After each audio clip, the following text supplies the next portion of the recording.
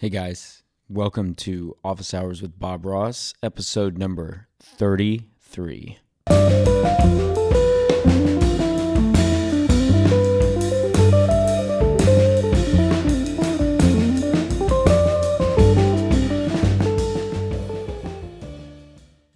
Hope everybody out there is doing well. In case you don't know who I am Bob Ross. I am not the painter. I am a guitarist. Specifically, I do focus in jazz, although my background is rock and metal, and I still dig rock and metal.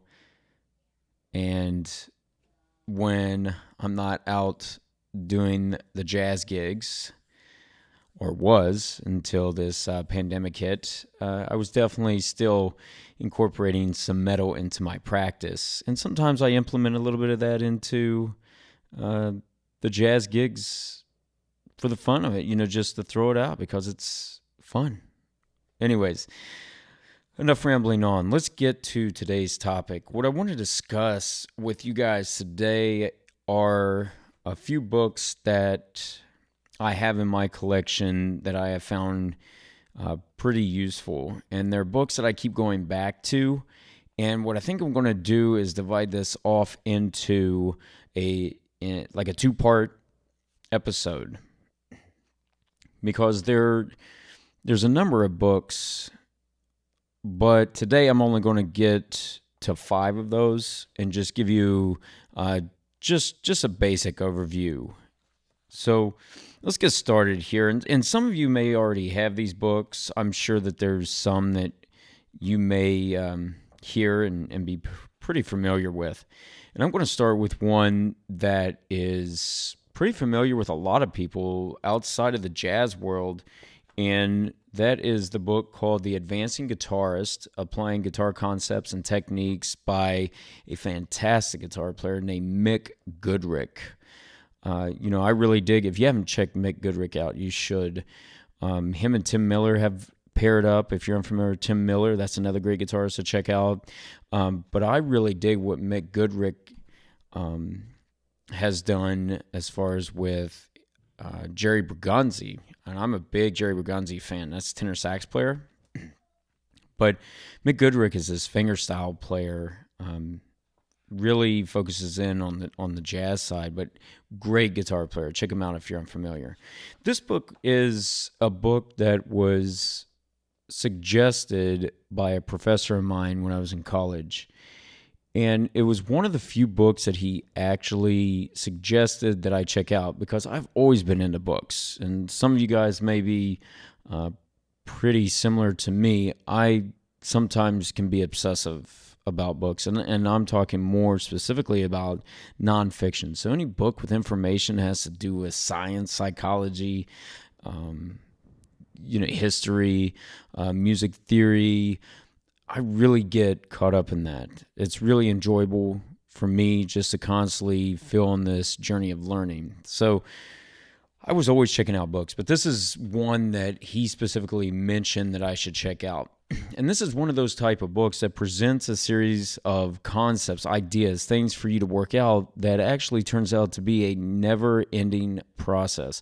There is no written out, well, there are actually some written out things in here, but there is no specific patterns like some books give where it's like, here's a 2-5-1, take it through all keys. Here's what you play over a dominant chord. It's not like that. It presents a lot of concepts to think about in order to open up the guitar, the fretboard, and your playing in general. And it's divided off into 3 sections here. The approach is section 1, section 2 is materials, and section 3 is commentaries.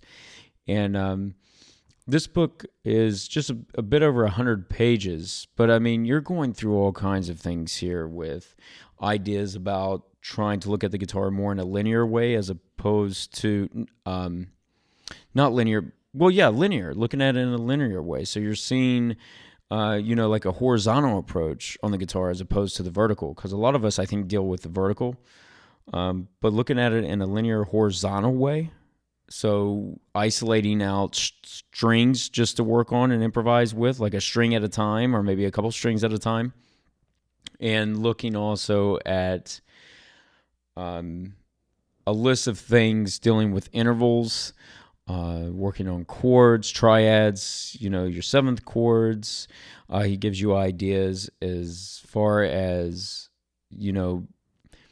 just what to think, or maybe what not to think when it comes to improvising in general. There's a lot of great things in here, though. And it's one of these things where don't look at it like page one, day one, here's what I'm doing, I'm done.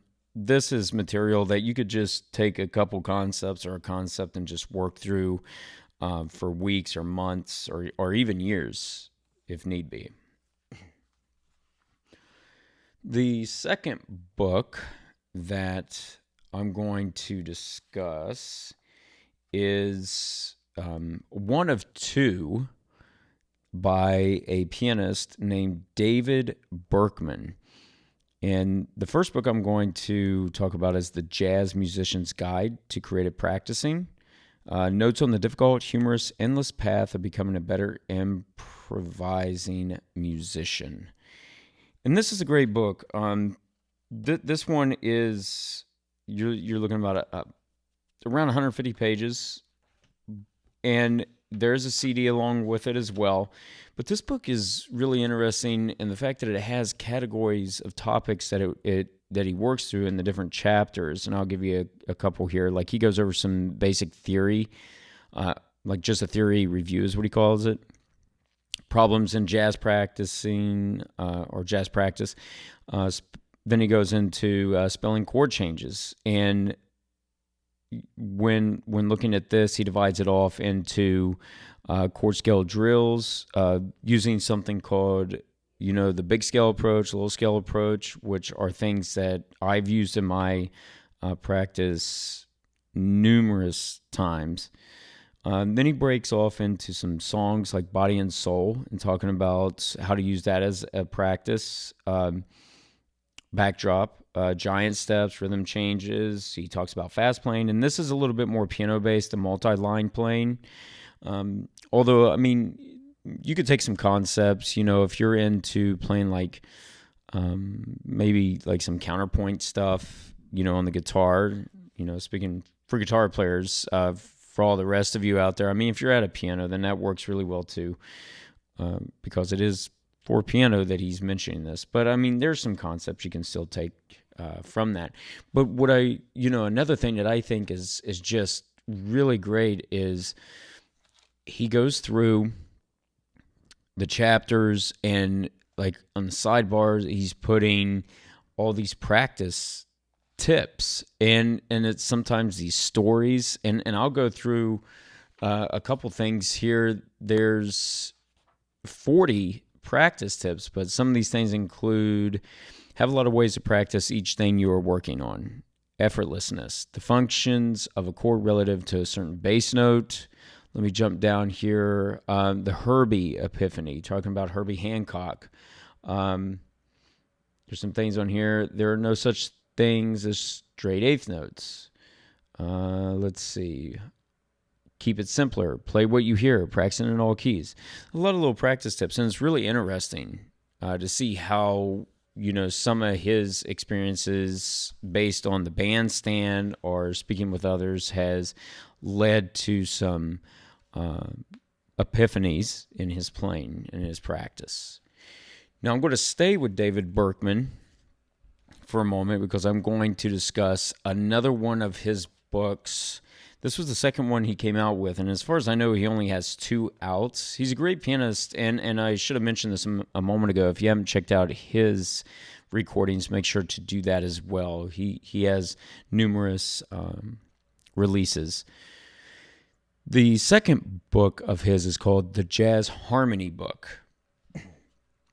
And there's definitely some really involved music theory, harmony-based books out there. This book It's about, hits close to about 200 pages, and it's divided off into two sections. And I think this gives a real down to earth way of seeing things. The first part is the harmonic universe of a key, and part two is beyond the harmonic universe, rules for non-function, dealing with like non-functional harmony. And what you have here, I'll give a list of some things here in the first part, like dealing with, he divides the harmony up into circles. So you have 5 different circles, and those circles, go through the most basic, like the 1-4-5, and then you go into diatonic sevenths and chord substitutions, then secondary dominants and the relative 2 minor 7 chords. He talks about jazz cadences and turnarounds, passing chords, modal interchange chords, tritone substitutions. So there's actually 6 circles, not 5, but 6 different circles. And he goes into some diminished chords and their function, as well as reharmonizations, finding the right changes to a tune, how to analyze that yourself. And then in that second part, he talks about ways to organize non-functional chord progressions. And he goes into a list of things like slash chords, harmonizing a bass line, chords built on fourths, parallel chords, pedals, chord subtraction, incomplete chords. And then he has an appendix here for tips for composers, as well as some piano basics. So this again, David Berkman, both of these books, great books. There's a lot of information there in both, but it's really for them. There may be some things you want to be aware of, about some harmony-based things or theory before you start. But I mean, if you know some basic things, he explains it really well. It's not over the top. There are some books that get really heavy, but his is really reader-friendly. So I highly recommend both of David Berkman's books. Now I'm going to throw out one more. And this book is by Jerry Coker. Now, I'm sure you're aware Jerry Coker is one of the jazz educators, along with like Jamie Aebersold, that has written numerous sources material for improvisers, really trying to teach the information and try to present it in a logical way. But his book, How to Practice Jazz, it's a very, well, there's a lot in it too. It's a short book. The main reading of the book is 43 pages, and then there's a whole list, like in an appendix, of complete listing of play-along tunes, and there's some other things in here too. He puts in, like references, basically like what Jamie Aebersold does, where you have a reference to chord scale-based things. There's some things in here towards the end that are just things to have that can be useful. But the whole beginning part is there's 3 chapters, and the first chapter is pre-study considerations, chapter 2, the nature and content of your practice, and chapter 3, structuring your practice time. Now like I said, there's some great material in here. He goes into detail about each of these things that you can practice, how to lay out a practice routine that may be valuable for you. And then what I really liked here in chapter 3, I kept going back over this some years ago when I picked up this book, structuring your practice time. And he goes into 18 different potential activities as he describes them. And I'm not going to say each and every one of these, because like I said, I suggest that you pick up the book. It's under $10, so it's something to have just as a resource. He talks about a few things here on the list. like working on the basic things like your scales and patterns, licks. You could work on your chromaticism, learning tunes, transcribe solos, phrase overlapping, ear training, melodic development, sight reading. There's a lot of information in here. And again, he talks about each one of these things, and he even divides it off into potential ways that you could develop your practice. He actually has like a sample plan for a 2-hour daily practice or a 4-hour daily practice. Alternate day plan if you have an hour a day. So it's some ways to generate ideas for your own practice. You may have some other things that you have on your plate right now, especially if you're studying this in college right now, because when I picked up this book, I was still in college, so I had to balance that side of it. But even if you have years of playing under your belt, you may choose to pick this book up or take a look at it if you haven't already done so, just so it gives you a perspective perhaps on how to develop your practice routine. And, this brings up, some great source material for myself too, because, with, a family and, here in the fall, I'll be starting up a new position, teaching full-time. My schedule is changing up, so having this more direct way to practice is something that could be useful for anybody dealing with maybe a similar situation. So there are my 5 book recommendations or books that I've really found useful for this week. I'm going to go ahead and do a part 2 next week because I just think that there's some great resources that maybe you haven't heard of that could be very useful. And if I can help spread some knowledge, at least by throwing out some titles of books, things for you to check out, then I really want to do that and help you out. And during this odd time that we're in, maybe purchasing these books could help these guys out too. All right, guys, I want to thank you for joining me and listening. Don't forget that I have lessons and courses on musiclessons.com/Bob Ross. Check those out. I have some things dealing with intervallic chords, navigating the fretboard.